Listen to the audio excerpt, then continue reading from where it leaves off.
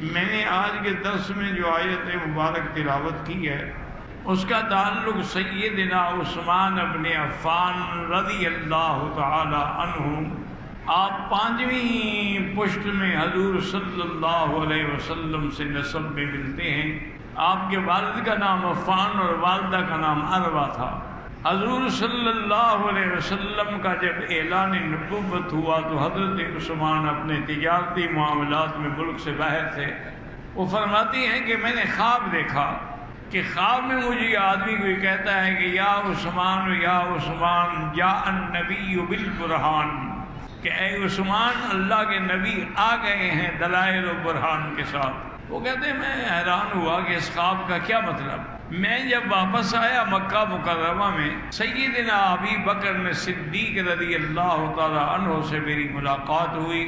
میں نے انہیں اپنا خواب سنایا، انہوں نے مجھے دعوت اسلام دی۔ آپ فرماتی ہیں کہ ابھی ہم باتیں کر رہے تھے کہ حضور صلی اللہ علیہ وسلم تشریف لے آئے۔ انہوں نے بھی مجھے دعوت اسلام دی۔ میں نے فوراً اسلام قبول کیا اور حضور کے ہاتھوں پہ بیعت کر کے کلمہ پڑھ لیا، اور اللہ تعالیٰ نے مجھے سابقون الاولون میں داخل ہونے کا موقع عطا فرمایا۔ جیسے کہ مکے والے کفار مشرکین صحابہ پہ ظلم کرتے تھے، اسی طرح حضرت عثمان پر بھی بڑے ظلم ہوئے۔ آپ کے چچا تھے حکم ابن العاص، وہ آپ کو کبھی دھوپ میں پھینک دیتے، کبھی آپ کو چٹائی میں لپیٹ کے دھواں دیتے تھے، آپ کا سانس بند ہو جاتا۔ لیکن حضرت عثمان رضی اللہ تعالی عنہ دین پہ ثابت قدم رہے۔ حضور صلی اللہ علیہ وسلم کی 2 بیٹیوں کو عتیبہ نے طلاق دے دی تھی، رقیہ اور ام کلثوم کو۔ اس کی وجہ سے بھی حضور بہت پریشان تھے، تو آپ نے مشورہ کیا اور اس کے بعد اپنی بیٹی بی بی رقیہ کا نکاح جو ہے وہ حضرت عثمان سے کر دیا رضی اللہ تعالی عنہم۔ سیدنا عثمان رضی اللہ تعالی عنہ اس مشکل دور میں گزر رہے تھے کہ حضور نے حکم فرمایا کہ حبشے کی طرف ہجرت کر لو۔ وہاں کا بادشاہ کافر تو ہے لیکن عادل ہے، منصف مزاج ہے، کسی پہ ناجائز ظلم نہیں کرتا۔ تو 12 آدمیوں نے خفیہ طریقے سے ہجرت کا ارادہ کیا، جن میں حضرت عثمان اپنی بیوی کے ساتھ شریک تھے، اور حضور نے فرمایا کہ آج جیسے حضرت ابراہیم علیہ السلام نے اپنی بیوی کے ساتھ ہجرت کی تھی، آج عثمان نے بھی اپنی بیوی کے ساتھ ہجرت کی۔ وہاں جانے کے بعد انتہائی امن اور سکون سے رہے، لیکن کچھ دنوں کے بعد ان کو خبر ملی کہ مکے والے سب مسلمان ہو گئے اور اب مکے میں امن ہے، تو وہ واپس لوٹ آئے۔ آگے آئے دیکھا تو پہلے سے بھی زیادہ ظلم ہو رہا ہے، وہ خبر غلط تھی۔ پھر کچھ عرصہ رہنے کے بعد حضرت عثمان رضی اللہ تعالی عنہ اور دیگر صحابہ تقریباً 100 آدمی کا قافلہ خفیہ طریقے سے آہستہ آہستہ مکے سے نکل کے ہجرت کر کے حبشہ پہنچ گیا۔ ان میں بھی حضرت عثمان اپنی بیوی کے ساتھ رضی اللہ تعالی عنہ وارضاہ۔ پھر حضور صلی اللہ علیہ وسلم جب مدینہ منورہ میں تشریف لے آئے تو وہاں ایک کنواں تھا، اس کا نام تھا بئر روما۔ وہ ایک یہودی کا کنواں تھا اور اس کا پانی بہت میٹھا اور بہت اچھا اور ٹھنڈا پانی تھا، لیکن وہ بدبخت پینے کے لیے بھی پیسے لیتا تھا، ڈول بھر لو پیسے لے لو۔ ایک دن حضور صلی اللہ علیہ وسلم نے فرمایا کہ کوئی بندہ ہے جو اس کنویں کو جا کے خرید کرے اور مسلمانوں کے لیے وقف کر دے تو اس کی جنت کی میں بشارت دیتا ہوں۔ حضرت عثمان رضی اللہ تعالی عنہ گئے اور یہودی سے بات کی۔ 20,000 درہم میں اس زمانے میں آپ نے وہ کنواں خریدا اور اس کی تحریر لا کے حضور کی خدمت میں رکھی کہ یا رسول اللہ میں نے وقف کر دیا مسلمانوں پر۔ فبشرہ بالجنہ، حضور نے جنت کی بشارت دی۔ اسی لیے پھر اس کے بعد اس بئر روما کا نام بئر عثمان بھی ہو گیا۔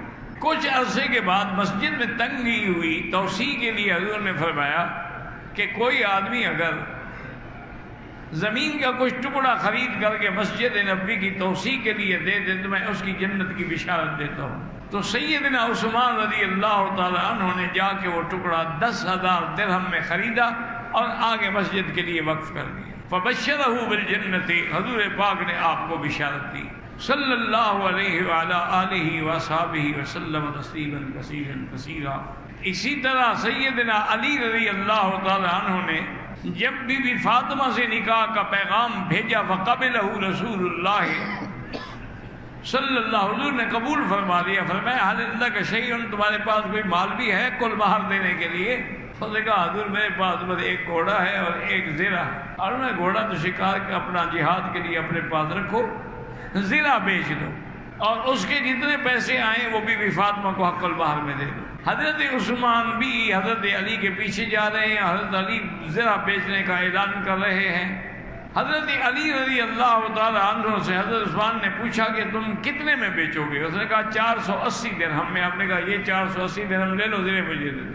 حضرت علی بڑے خوش ہوئے، پیسے لے کے چلے تو حضرت عثمان نے پھر پیچھے سے ہاتھ رکھا اور کہا علی ٹھہرو، وہ تو میں نے آپ سے خریدی ہے چیز، لیکن اب یہ زرہ جو ہے میری طرف سے شادی کا تحفہ لے لو۔ تو انہوں نے 480 درہم بھی دیے اور زرہ بھی آپ کو ہدیے میں بھیج دی۔ تو یہ شرف بھی حضرت عثمان رضی اللہ تعالیٰ عنہ کو ملا کہ بی بی فاطمہ کے حق المہر کی ادائیگی حضرت عثمان نے کی رضی اللہ عنہ وارضاہ۔ ایک دن حضرت عثمان رضی اللہ عنہ تشریف لائے سیدہ عائشہ صدیقہ رضی اللہ تعالیٰ عنہ کے دروازے پہ، اور حال احوال پوچھا کہ کیا حال ہے اہل بیت رسول اللہ کا۔